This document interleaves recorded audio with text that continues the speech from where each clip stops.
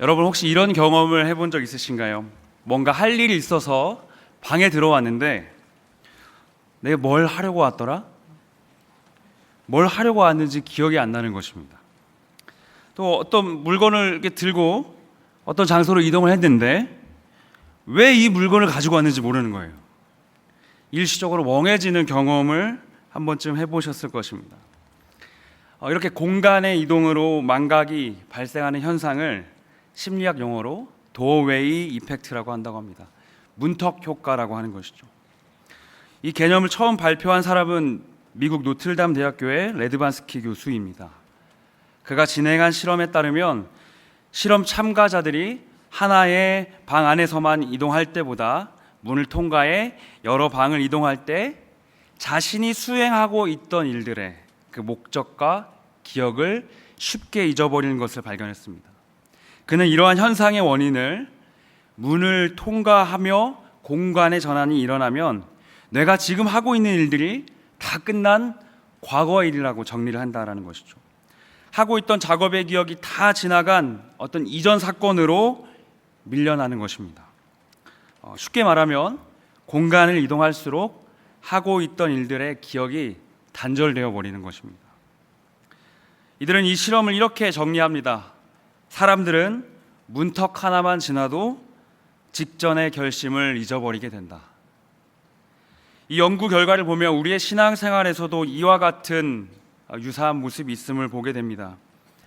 분명히 예배 감격은 우리 가운데 있는데 일상으로만 돌아가면 왜 내 삶은 모든 감격을 잊고 언제나 그대로인 것일까? 예배 가운데 주어지는 우리의 감격과 그 결단들이 예배의 공간과 우리의 마음을 가득 채우게 됩니다. 그러나 예배당의 문턱을 넘어가는 순간, 삶의 거실에 우리의 걸음이 옮겨지는 순간 내가 뭐 하기로 이번 주에 결단했었지? 우리의 결단이 새하얗게 지워지고 맙니다. 우리 청년들이 이제 매주마다 순모임 가운데 나누는 기도 제목을 붙잡고 기도를 하게 됩니다. 그럼 이런 귀한 기도 제목들이 있어요. 요즘 묵상이 많이 무너졌는데 이번 한 주는 정말 묵상을 회복해 봐야겠다. 아자 한 구절 묵상 기다려라. 그런데 다음 주가 되면 그 지체에 또 이렇게 기도 제목이 있어요. 묵상 참 쉽지 않다. 그래도 포기하지 않아야지. 기도 제목 한 구절 묵상 한 주간 뿌시기. 영적인 이 망갑으로부터 벗어나는 일도 참 어려운 것 같습니다. 이것이 반복되면요 예배가 어려워지게 돼요. 묵상이 어려워지게 되고 믿음 안의 삶을 살아내는 것이 더욱 어려워져 갑니다. 더 이상 무너질 신앙도 없어진 것처럼 낮은 자존감과 죄책감들에 휩싸이기까지 됩니다. 그러다 보면 우리의 연약하고 부실한 신앙을 계속해서 마주하는 것조차 이제는 용기가 사라져가게 되는 것이죠. 사랑하는 청년 여러분, 그러하기에 우리에게 예배가 필요합니다. 그러하기에 우리에게 하나님의 전적인 부르심과 능력이 필요합니다. 여전히 지난주의 설교 말씀이 기억나지가 않고 삶의 문턱을 넘을 적마다 잊혀지는 예배의 감격과 은혜의 망각이 반복되어도 포기치 않고 주의 이름을 부르는 이들에게 한시도 우리를 잊지 않으시는 하나님의 역사는 절대로 당신의 자녀들을 포기하지 않으십니다. 오늘 우리에게 주어진 이 은혜를 통해서 망각의 자리에서 포기하지 않으시는 하나님의 역사가 나타나기를 예수님의 이름으로 축복합니다. 아멘. 오늘 설교 제목은 일어나 다시 예배하라입니다. 잘 적어두시고 다음 주까지 까먹지 마시기 바랍니다. 우리가 함께 읽은 이 말씀 속에 야곱에게도 우리와 유사한 삶의 무너짐이 있었습니다. 이스라엘 민족의 시작이 되었던 이 위대한 신앙의 선배에게도 그와 같은 실패가 있었다는 것이 참 위로가 됩니다.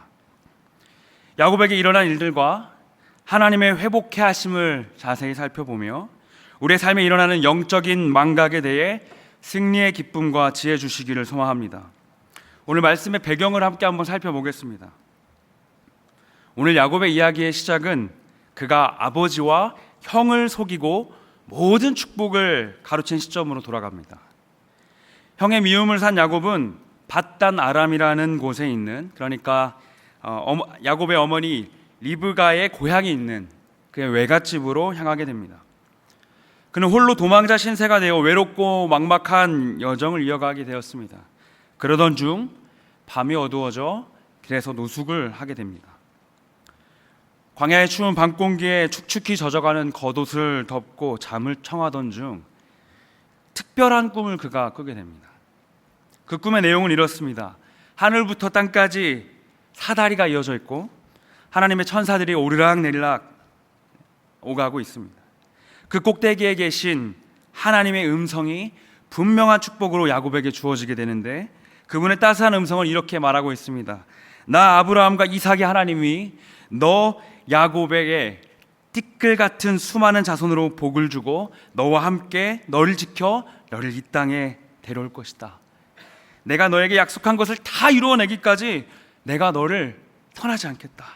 그 밤중에 야곱을 찾아온 하나님의 음성이 주어진 것입니다. 야곱은 생각했을 것입니다.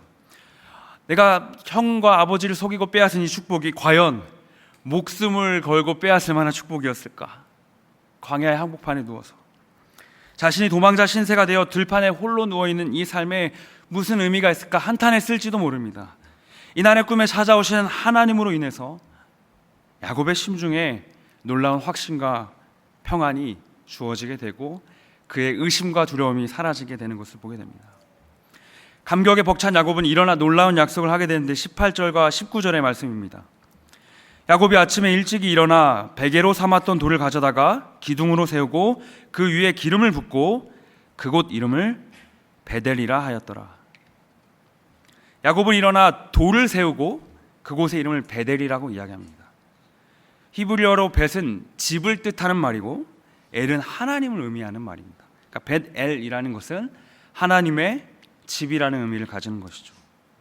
그는 하나님이 자신에게 주신 약속에 화답하며 믿음의 고백으로 결단하며 나아갑니다.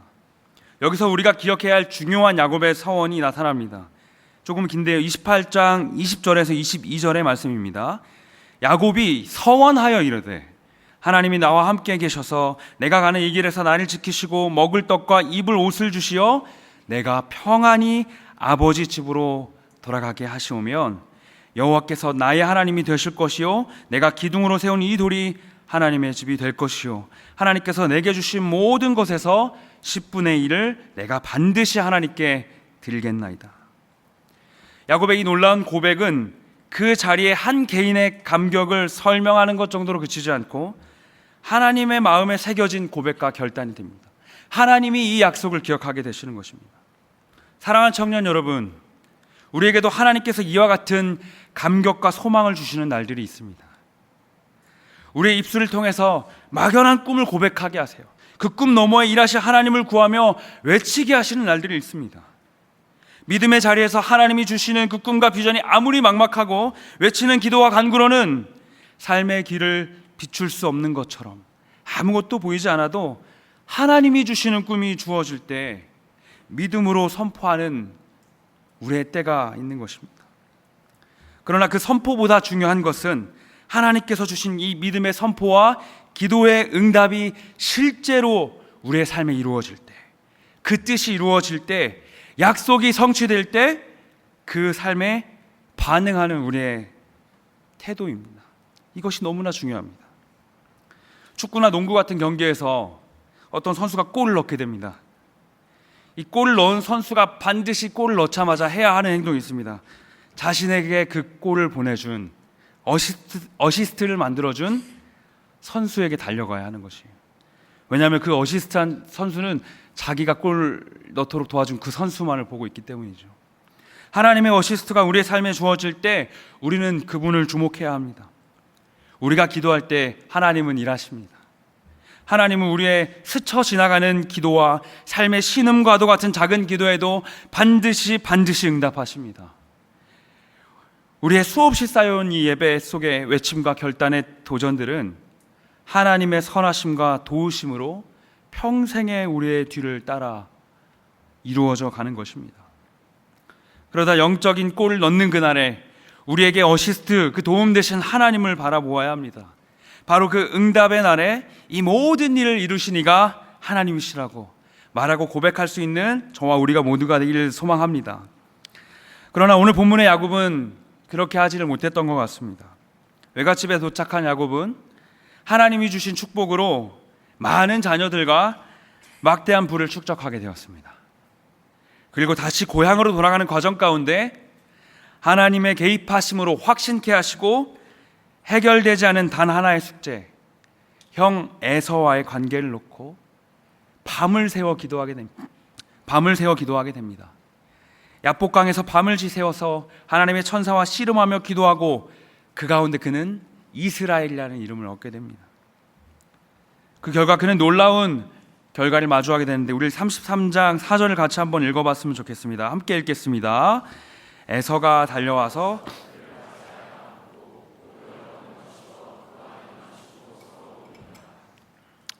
원수와도 같던 형과 얼싸안고 울고 서 있게 되었습니다. 말로 설명할 수 없는 위로와 평안이 밀려옵니다. 자신이 얻은 자손들과 모든 재산을 다 앞세워 보내면서까지 그는 형과의 화해를 원했습니다. 그리고 이제 야곱에게 주어진 마지막 숙제, 형과의 화해가 다 이루어지고 끝나게 되었습니다. 그의 삶에 더 이상 필요한 것이 없을 만큼 만족과 충만함이 주어졌습니다. 이제 남은 것은 하나님이 주셨던 놀라운 땅 베델로 올라가는 것입니다.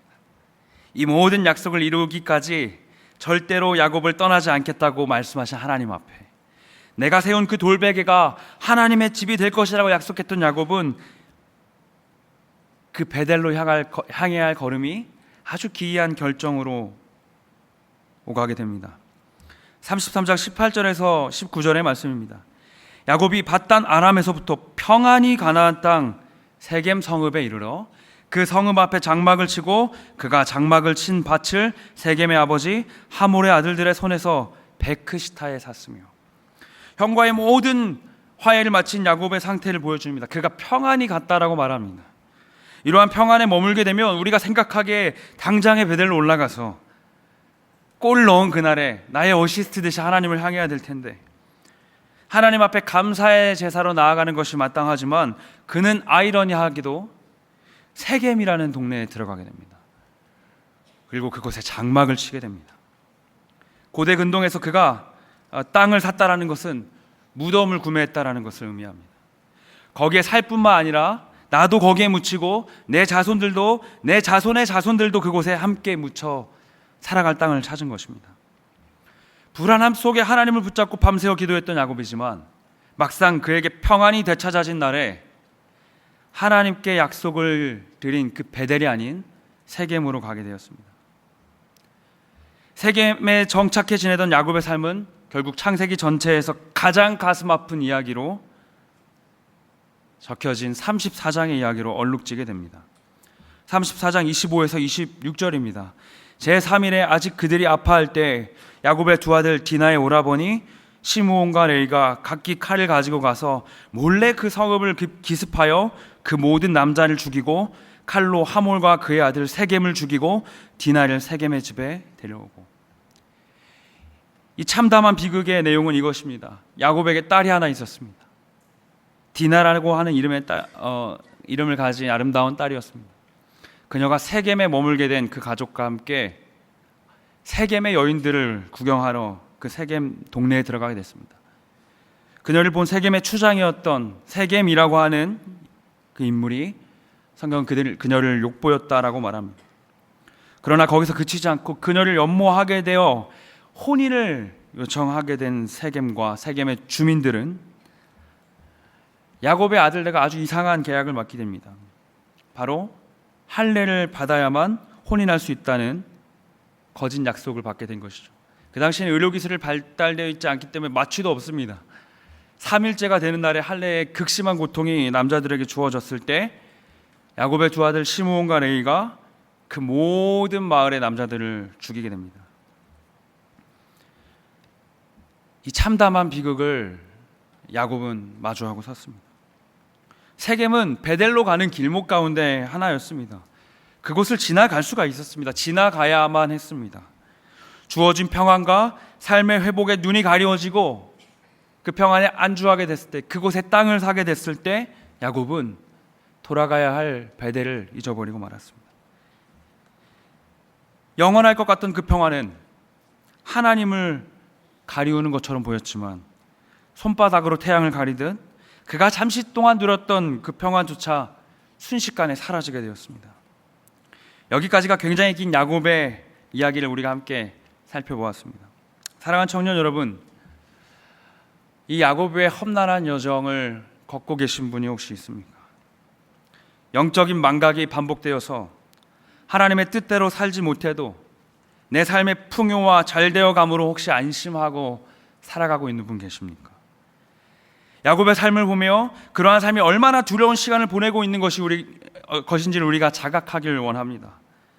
하나님께서 오늘 우리에게 이 말씀을 주심은 베델과 세겜을 반복해서 오가는 우리의 이 지긋지긋한 영적인 망각으로부터 자유할 힘을 주시기 때문인 줄로 믿습니다. 이 시간 정직하게 우리의 영혼을 향해 질문하기 원합니다. 외적인 평안에 속아 놓치지 말아야 할 중심의 평안을 외면하고 있는 것은 아닌가? 하나님께서는 우리의 혼란을 내버려 두는 분이 아니십니다. 하나님은 우리가 그 영적인 망각으로부터 승리하기를 원하십니다. 야곱을 찾아오셔서 그의 삶을 일으키신 하나님을 바라보며 예배의 망각으로부터 벗어날 수 있었던 영적인 비결을 세 가지를 우리 함께 살펴보길 원합니다. 우리가 주목할 예배의 망각에서 벗어나는 첫 번째 영적인 비결은 이것입니다. 나를 위한 세겜의 예배에서 떠나라라는 것입니다. 나를 위한 세겜의 예배에서 떠나라. 그에게 그나마 있던 평안도 다 놓치고 극도의 두려움과 불안함으로 인해서 허망한 상황에 처한 야곱은 할 수 있는 것이 하나도 없습니다. 바로 그 절체절명의 순간에 하나님의 전적인 개입이 나타납니다. 창세기 35장 1절입니다. 하나님이 야곱에게 이르시되 일어나 베델로 올라가서. 우리가 함께 기억하기 원합니다. 우리의 삶은 하나님이 계획하실 때 역사가 일어납니다. 하나님은 야곱에게 명령하십니다. 일어나라, 일어나라. 원어로 보면 쿰이라는 단어가 바로 이 일어나라라는 단어입니다. 예수님께서 죽은 소녀를 살리실 때 소녀야 일어나라, 달리다 쿰 하셨던 바로 그 쿰과 같은 어원입니다. 이 단어 자체는 그냥 일어나라 정도가 아닙니다. 재촉하여서 일어나라는 의미를 가지고 있습니다. 하나님께서 넘어져 있는 이 야곱에게 재촉하여 일어나게 이끌어주고 계신 것입니다. 달리던 아이가 넘어져 일어날 수 없을 때 엄마가 달려가 먼지를 털어주며 일으켜 세워주듯 야곱의 삶에 개입하신 하나님께서는 그가 가장 먼저 해야 할 일이 세겜의 예배에서 일어나는 것이라고 말합니다. 사실 야곱의 삶에 예배가 없었던 적은 없습니다. 그는 예배가 삶이고 습관인 사람이었습니다. 그러나 그 예배가 익숙해지게 되었을 때 예배의 방향을 잃어버리게 되었습니다. 창세기 33장 20절은 세겜에서의 예배를 이렇게 묘사하고 있습니다. 거기에 제단을 쌓고, 세겜입니다. 세겜에 제단을 쌓고 그 이름을 엘엘로헤 이스라엘이라 불렀더라. 세겜에 도착하고 야곱은 세겜에서도 예배를 했습니다. 세겜에 제단을 쌓았습니다. 그런데 그 제단에 쌓은 이름이 참 신기합니다. 엘헬로헤 이스라엘. 이것은 하나님, 이스라엘의 하나님이라는 뜻입니다.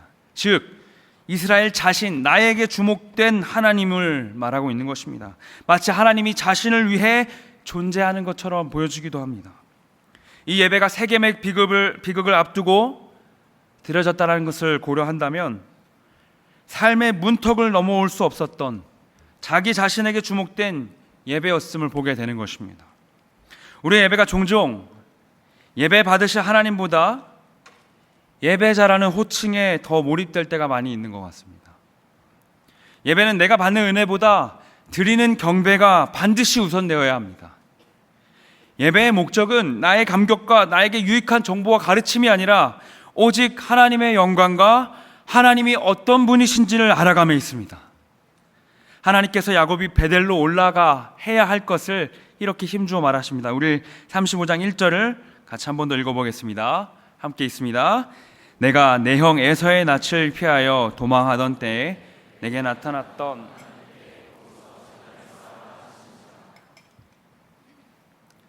하나님께 거기서 제단을 쌓으라. 무엇을 말하는 것입니까? 하나님의 솔루션은 거기서 지정된 제단을 쌓고 예배를 드려야 할 대상에 대한 명확한 방향성을 제시해 주고 계시는 것입니다. 더 이상 너를 위해, 너를 향해 주목되어 있던 그 예배, 아무런 능력도 변화도 없는 그 세겜의 예배에서 일어나서 하나님을 향한 이 베델의 예배로 나아오라 말씀하시는 것입니다. 나에게 주목하고 있는 예배는 마치 이것과 같습니다. 우리는 집에 돌아오면 가장 편한 옷차림으로 옷을 갈아입죠. 격식을 갖추는 자리에서 입는 정장이나 구두처럼 그 옷과 신발에 내 몸을 맞춰야 하는 옷들은 쉼을 누리기에는 불편합니다. 내 몸에 잘 맞는 신발이나 옷을 찾는 이유가 거기에 있습니다. 예배도 마찬가지의 원리를 가지고 있습니다. 내가 원하는 시간과 장소와 환경과 여건과 그런 메시지와 구성원들로만 내가 입고 싶고 신고 싶은 예배가 될 때 그 예배의 초점은 지극히 나를 향하게 됩니다. 반대로 정장과 구두와 같은 예배가 있습니다. 내 마음대로 할 수가 없습니다. 지극히 하나님을 향한 예배, 내가 하나님께 맞추어 가야만 되는 예배가 있습니다. 그 찬양의 고백에 내 마음을 맞추어 가야 하고 내 상황과 환경과 상관없이 하나님의 말씀에 내 삶을 맞춰 가야 합니다. 하나님의 뜻에 나의 기도를 맞춰 가야 하는 예배가 있습니다.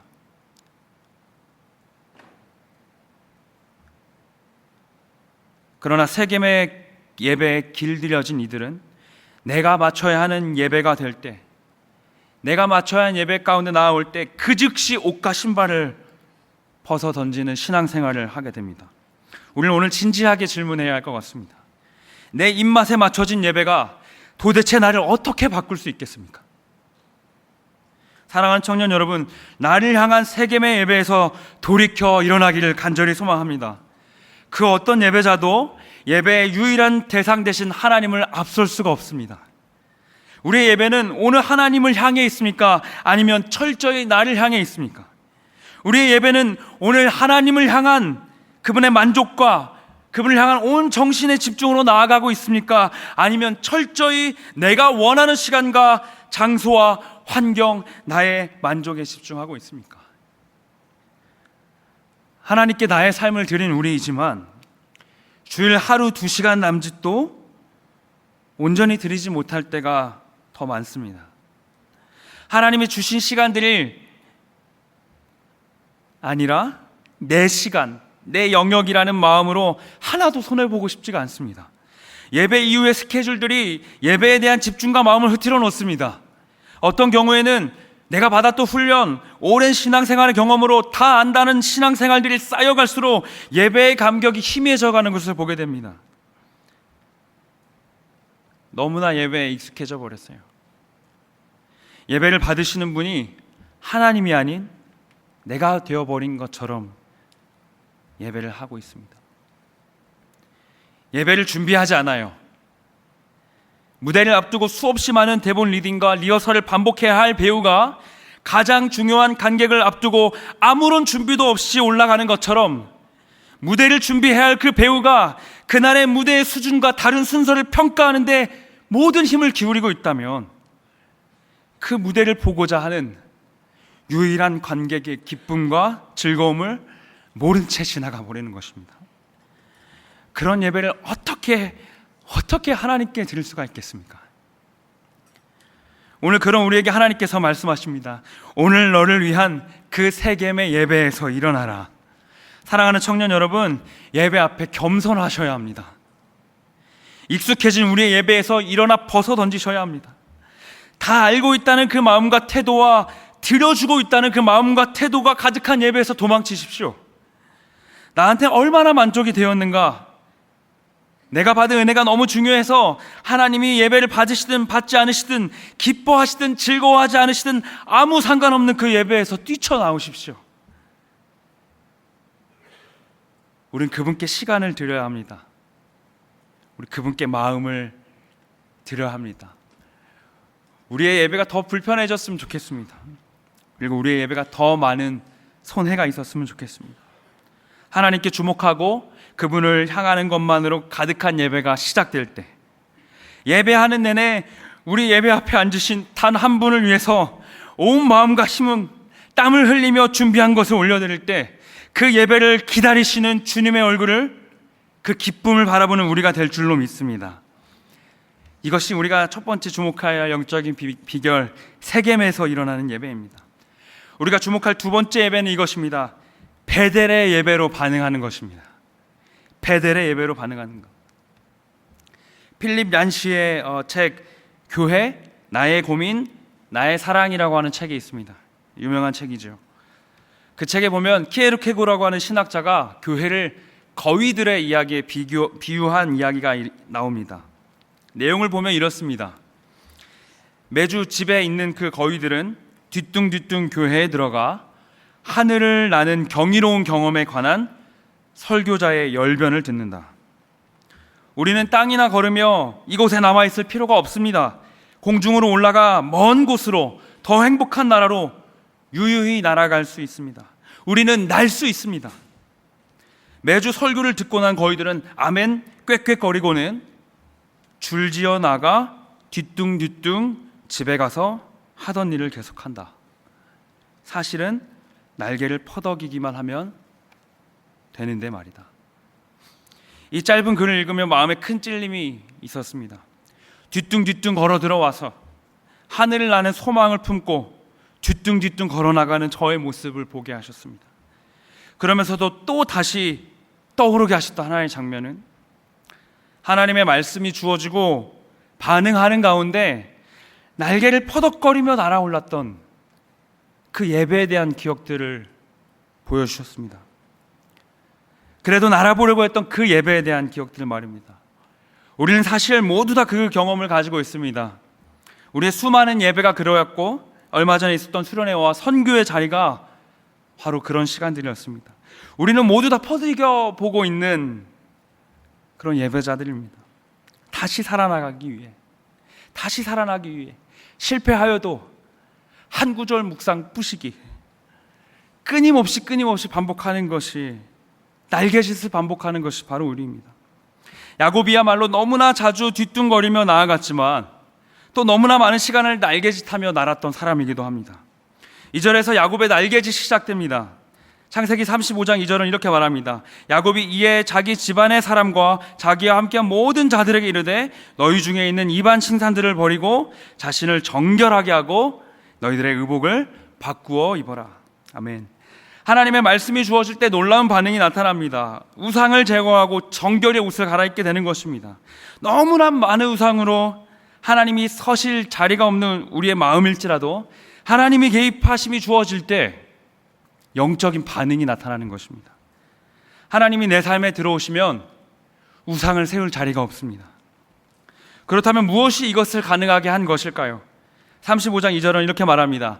야곱이 이에 자기 집안 사람과 자기와 함께한 모든 자들에게 이르되, 야곱이 이에 자기 집안 사람과 자기와 함께한 모든 자들에게 이르되. 우리가 특별히 주목해야 할 하나님의 명령에 대한 반응은 바로 이것입니다. 이에. 여호와께서 말씀하여 이르시되 일어나 베델로 올라가라. 야곱이 이에 모든 자에게 이르되 라고 말합니다. 야곱의 예배 회복은 다시 시작된 그의 날개짓은 하나님의 말씀이 주어질 때 이에 반응하는 것으로 나타납니다. 하나님은 모든 우상을 폐하고 몸을 정결히 하고 옷을 갈아입으라고 명령하지 않으셨습니다. 그저 일어나서 베델로 올라가라고만 말하셨습니다. 그러나 하나님의 말씀의 명령이 주어질 때 그 약속을 상기하며 나아가려 할 때 야곱은 모든 우상을 다 버려야겠다라고 반응하게 된 것입니다. 자기 자식들의 선반에, 그 가방 위에, 활시 위에 새겨진 그 우상들을 다 버려야겠다라고 결단하게 된 것입니다. 여기서 우상을 다 버리라는 말은 원어로 보면 그 길로부터 벗어났다라는 말이에요. 알게 모르게 주어지는 우상을 섬기던 그 마음까지도 다 벗겨내 버리는 것입니다. 우상을 버려야겠다는 생각은 몸을 정결히 해야겠다, 옷을 갈아입어야겠다는 생각까지 이어지게 됩니다. 하나님 앞에 다시 나아가는 그 자리에 피로 얼룩진 아들들의 옷과 죄로 물든 그 가족의 몸을 다시 깨끗하게 주님 앞에 드려야겠다는 결단으로 이어진 것입니다. 사랑하는 여러분, 반응하는 예배는 시켜서 하는 일이 아닙니다. 말씀이 주어지고 이에 반응하는 자리로 나아가니 그렇게 살아야겠다라고 도착하게 되는 것입니다. 예배 전문가인 야곱의 영적인 감이 살아나게 됩니다. 저는 이것을 말하고 싶습니다. 이렇게 말하고 싶습니다. 영적인 감다살. 영적인 감다살이 우리에게도 필요해요. 예배 전문가가 말씀의 즉각적인 반응으로 나아가자 감이 살아나게 돼요. 보법이 달라요. 즉각적인 반응으로 나아갈 때 신앙의 보법이 달라지는 거예요. 하나님의 분명한 말씀이 들려지고 이에 즉각적으로 반응하며 하나님의 말씀으로 살아가려 할 때 이들의 삶은 더 이상 뒤뚱거리지 않고 날개짓하며 날아오는 겁니다. 사랑하는 청년 여러분, 우리에게 동일한 은혜가 주어지길 소망합니다. 우리만큼 예배를 많이 드려본 전문가가 있을까요? 영적인 감이 회복되어서 하나님의 말씀이 주어질 때 이에 순종하는 은혜가 있기를 소망합니다. 주의 말씀이 주어지는 그날에 즉각적인 삶의 반응으로 나아가야 하는 것입니다. 예배의 방에서 삶의 거실로 넘어갈 때 그 문턱을 삶의 반응으로 대폐질해야 하는 것입니다. 바로 다음 주 예배부터 적용되셔야 되는 거예요. 여러분의 주중 예배가 기대가 됩니다. 여러분의 순모임이 기대가 됩니다. 여러분의 오늘의 이 예배의 방에서의 역사가 여러분의 삶의 자리까지 다시 이어져가는 은혜가 있기를 간절히 소망합니다. 삶의 터전이 바뀌고 환경이 바뀔지라도 영원히 변함없으신 하나님의 말씀과 이에 순종하는 우리의 반응이 있을 때 창공을 향해 날아오는 예배의 반전이 있을 것입니다. 34장에 나타난 뼈아픈 상처와 범죄 속에도 그 자녀들에게 아무런 영향도 주지 못했던 비참한 가장 야곱이었지만 그의 침묵의 반전이 일어나게 되는 것입니다. 영적인 질서가 완전히 무너져 있던 이 가정에 회복이 주어집니다. 모든 자들에게 야곱은 선언합니다. 예배에 영향이 없던 삶은 하나님 말씀 앞에 서자 반응하게 되자 죄의 뿌리를 뽑아내게 됩니다. 야곱이 힘을 주어 자녀들에게 말을 합니다. 우리 3절의 말씀을 같이 한번 읽어보겠습니다. 함께 읽습니다. 우리가 일어나 베델로 올라가자. 내 환난 날에 내게 응답하시며 내가 가는 길에서 나와 함께 하신 하나님께 내가 거기서 제단을 쌓으려 하노라. 아멘. 우리가 일어나 베델로 올라가자. 거기서 나를 찾아오셔서 오늘 지금 이 시간까지 그 약속을 완전히 이루시기 위해 함께 하시는 주님을 바라보자. 베델로 올라간다는 것은 새로운 일을 하는 것이 아닙니다. 우상을 제거하고 몸과 옷을 정결히 하는 것도 새로운 무언가가 아닙니다. 그저 원래의 자리로 돌아가는 것입니다. 예배에 대한 올바른 반응은 우리의 원래 자리를 찾아가는 것입니다. 이것은 신앙생활의 아주 중요한 원리입니다. 말씀에 반응하는 성도는 능동적으로 하나님께 수동적인 삶을 선택합니다. 베델을 향해서 하나님이 찾아오시는 그 자리에 능동적으로 나아가되 하나님이 원하시는 자리는 휩쓸리지 않고 버티고 서 있는 것, 그 영적인 관성을 붙잡고 있는 것입니다. 하나님이 원하시는 그 삶의 자리에 능동적 순종으로 앞장서는 저와 모두가 되기를 간절히 소망합니다. 사랑하는 청년 여러분, 저는 매주 드려지는 우리의 예배가 일상의 세겜으로 돌이켜 원래의 자리를 찾아가는 베델의 예배가 되기를 원합니다. 예배에 앞서서 예배를 준비하길 원합니다. 시간을 지키시고 몸과 마음을 가다듬길 원합니다. 예배의 자리에 머물며 하나님이 원하시는 삶의 자리를 끝까지 추격하며 한번 찾아가 보길 원합니다. 그리고 그날에 주어진 말씀을 삶에 적용하며 반응하길 원합니다. 야곱이 예배해야 할 원래의 자리를 찾아갈수록 자신의 삶도 원래의 자리를 찾아갔던 것처럼 다시 시작되는 우리의 한 주 가운데 말씀에 대한 영적인 반응이 일어나길 소망합니다. 마음으로 결단하시는 분들은 함께 아멘으로 화답하기를 원하는데요. 제가 선언할 때 함께 아멘 하기 원합니다. 우리 분당우리교회 청년들이 가는 곳마다 말씀에 반응하는 예배로 창공을 날아오는 승리의 간증이 넘치기를 간절히 소망합니다. 날마다 모든 삶의 자리에 베델의 자리를 찾아갈 수 있는 그 지혜가 충만하기를 예수님의 이름으로 축복합니다. 아멘. 우리 마지막으로 예배의 망각에서 벗어나는 세 번째 영적인 비결 찾아보기 원합니다. 엘베델의 예배에 거주해야 합니다. 엘베델의 예배에 거주해야 합니다. 35장 1절에 이렇게 말합니다. 하나님이 야곱에게 이르시되 일어나 베델로 올라가서 거기 거주하며. 하나님은 베델에 올라가는 것만을 이야기하지 않으십니다. 거주하고 살아라 라고 말씀하십니다. 굳이 이렇게까지 해야 할 이유가 있을까 싶지만 34장 15, 16절에서 이 거주하다라는 말이 한 번 더 나오게 되는데 이렇게 말하고 있습니다. 그런즉 이같이 하면 너희에게 허락하리라. 만일 너희 중 남자가 다 할례를 받고 우리 같이 되면 우리 딸을 너희에게 주며 너희 딸을 우리가 데려오며 너희와 함께 거주하여 한 민족이 되려니와. 이 이야기는 세겜 사람들을 회유하기 위해서 시므온과 레위가 했던 거짓의 표현입니다. 물론 세겜 사람들을 속이는 말이었지만 야곱의 아들들에게 이 말이 나왔다는 것은 대단히 충격적입니다. 부르심을 받은 아브라함과 이삭과 야곱의 자손들이 이방인들과 통혼한다는 것은 자신들에게 주어진 이 약속과 복을 통한 정체성을 상실하는 것이에요. 20대 시절에 저의 생활 반경은 무한 삼각지대 안에 들어있었습니다. 집, 학교, 교회. 집, 학교, 교회. 이 세 장소에 공통점이 있는데 신학과 교수님들은 일단 다 목사님들이세요. 교회를 가도 목사님이 계세요. 저희 아버지는 목사님이세요. 학교를 가도 목사님이 있고 교회를 가도 목사님이 있고 집에 가도 목사님이 있어요. 밥 먹을 때 기도를 안 하는 곳이 없어요. 어딜 가도 목사님을 벗어날 수가 없어요. 근데 제가 이제 더 벗어날 수가 없게 됐어요. 그런데 돌이켜보면 가장 뜨겁게 즐겁게 안전하게 신앙생활을 할 수 있었던 시기가 그때가 아니었나 싶습니다. 여길 보고 저길 보고 돌아봐도 주 안에 살아가고 있는 그 삶. 우리에게도 이러한 것들이 가능합니다. 베델이 의미 있는 지역이 될 수 있었던 것은 그 땅이 비옥해서도 아니고 지리적인 요충지여서도 아닙니다. 베델이 하나님의 집이 될 수 있었던 이유는 하나님의 임재가 주어진 곳이 바로 그곳이었기 때문입니다. 하나님의 집은 하나님의 임재로 완성됩니다. 오늘을 살아가는 우리에게 하나님의 집, 하나님의 임재가 임하는 곳은 어디일까요? 성경은 그곳을 바로 교회라고 말하고 있습니다. 신앙생활을 하다 보면 종종 이런 말을 듣게 됩니다. 너는 이번 주말에 뭐 해? 나는 교회 가는데. 그럼 다음 주는 뭐 해? 교회 가지. 그럼 교회 끝나면 몇 시야? 저녁 먹고 오니까 9시, 10시? 그 다음 주는 꼭 이 놀라운 축복, 그 다음에는 이 놀라운 축복의 말이 들려오게 됩니다. 너는 진짜 교회에서 사는구나.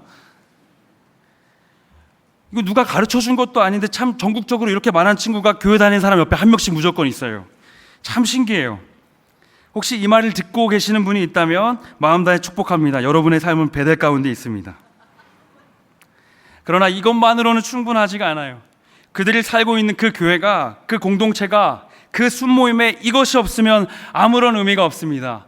하나님의 임재. 매주 좋은 사람들과 좋은 대화를 나누고 웃음과 미소가 오갈지라도 그곳에 하나님의 임재가, 하나님의 영광을 구하는 예배가 갈망이 없다면 그곳은 또다시 세겜의 예배로 전락되게 됩니다.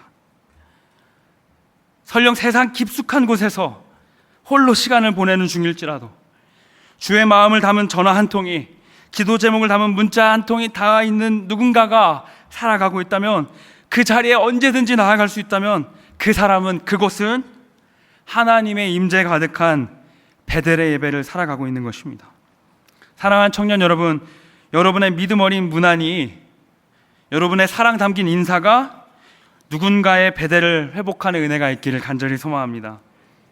여러분의 삶의 자리에 공동체의 문안과 사랑을 통해 베델의 찾아옴을 사모할 수 있기를 원합니다. 세상의 바람이 아무리 거세게 불어와도 여러분이 서는 그곳은 하나님의 임재로 가득 차서 하나님의 자녀된 정체성이 흔들리지 않는 은혜 주시기를 간절히 구합니다. 여러분의 예배가 이렇게 되길 원합니다. 그 하나님의 집을 사는 백성들은 예배를 마치고 아무리 삶의 문턱을 넘어가도, 그 어떤 삶의 방에 들어가도 가는 그곳마다 하나님의 임재가 가득해서 하나님의 임재 말고는 아무것도 보이지 않고 주님을 예배하는 소리가 끊기지 않길 예수님의 이름으로 축복합니다. 말씀을 맺고자 합니다. 창세기 35장 6, 7절은 이렇게 말합니다. 야곱과 그와 함께한 모든 사람이 가나안 땅 루스 곧 베델에 이르고 그가 거기서 제단을 쌓고 그곳을 엘베델이라고 불렀다. 세겜에 쌓여진 제단은 엘헬로의 이스라엘이었어요. 하나님은 나 야곱을 위한 하나님입니다. 근데 베델의 돌베개 위에 다시 세워진 그 제단, 하나님의 집은 엘베델이라고 불러져요. 하나님의 집 정도로 끝나는 게 아니라 하나님의 집에 계신 그 하나님을 보겠습니다. 무너졌지만 다시 예배하며 나아갈 때 믿음과 신앙도 다시 견고하여져 갑니다. 우리는 가만히 있으면 세겜에 떠내려가는 존재들이기 때문에 날마다 다시 베델로 올라가야 합니다. 저희 아내를 보면 집에서 아무데나 말씀을 막 붙여놔요. 포스트잇에, 화장실 문 앞에, 거울에. 아무 생각 없이 가장 많이 서 있는 그곳에 말씀을 두고 살아가는 것입니다. 날마다 다시 베델로 올라가는 몸부림인 것입니다. 야곱은 수많은 실패 속에도 다시 하나님 앞에 나아갔습니다. 이스라엘이라는 이름을 이어받은 그의 자손과 백성들도 역사 속에서 다시 예배하며 나아갑니다. 성경의 수많은 인물들과 우리의 믿음의 선배들 역시 삶이 떠내려가는 그날에도 다시 예배하였습니다. 우리 이 땅에서의 삶에서 이와 같은 일이 계속해서 이어지겠지만 때마다 주시는 마음으로 우리의 영혼을 향해 이와 같이 선포하길 원합니다. 일어나 다시 예배하라. 무너져 있는 지체들을 바라볼 때 하나님이 집이 된 우리가 서로를 향해 선포하며 나가길 원합니다. 일어나 다시 예배하라. 저를 따라 우리 함께 선포할 것인데 이렇게 한번 저를 따라 해주시겠어요? 삶이 무너진 그날에도 일어나 다시 예배하라. 예배를 잊은 그날에도 일어나 다시 예배하라. 이 땅에 잠자는 교회들이여 일어나 다시 예배하라. 일어나 다시 예배함으로 하나님의 집 되어 살아가는 저와 우리 모든 청년 여러분들 되시기를 예수님의 이름으로 축원합니다. 아멘.